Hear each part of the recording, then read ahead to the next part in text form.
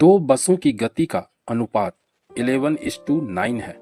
यदि दूसरी बस 270 किलोमीटर की दूरी 15 घंटे में तय करती है तो पहली बस की गति क्या होगी। इस तरह के क्वेश्चन को सॉल्व करने के लिए सबसे बेसिक चीज समझना होगा कि अगर डिस्टेंस दोनों बस के लिए फिक्स है तो स्पीड के रेशियो को बदल देते हैं तो टाइम का रेशियो निकलता है, और टाइम का रेशियो को बदल देंगे या इंटरचेंज कर देंगे तो स्पीड का रेशियो निकलता है। तो यहाँ दोनों बसों के लिए 270 किलोमीटर की दूरी फिक्स है, तो स्पीड का रेशियो दिया हुआ है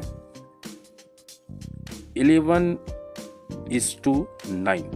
पहली बस को ए मान लेते हैं, दूसरी बस को बी मान लेते हैं।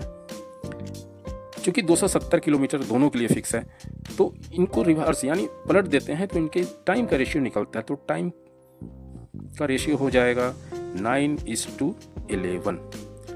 और यहाँ देखते हैं कि दूसरी बस के बारे में जिक्र किया कि जो 15 घंटे का समय लेती है, तो यहाँ देखते हैं रेशियो में कितना, दूसरी बस रेशियो में 11 का वैल्यू 15 आवर।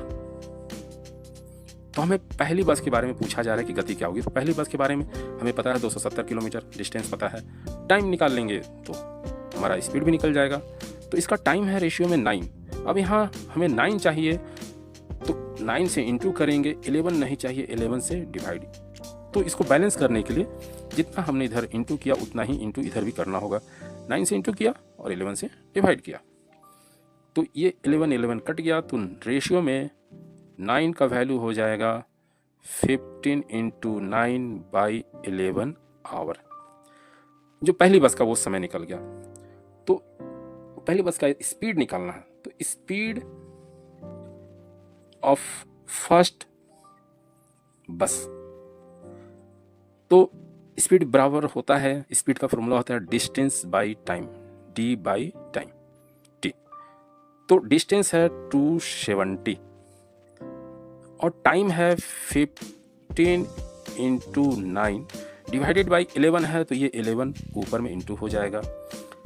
अब ये 9 3 जा 27 होता है और ये 30 हो गया, 15 2 जा 30 होता है और 11 2 जा 22 होता है। तो ये स्पीड है तो 22 किलोमीटर पर आवर। तो इस तरह के प्रश्न को इस तरह से ही सॉल्व किया जाता है जहां की डिस्टेंस फिक्स हो दोनों के लिए। तो स्पीड का रेशियो अगर दिया है तो उसको रिवर्स करेंगे तो टाइम का रेशियो, अगर टाइम का रेशियो दिया है तो उसको रिवर्स करेंगे तो स्पीड का रेशियो निकलता है। तो इस प्रश्न के अनुसार हमारा सही ऑप्शन डी होगा।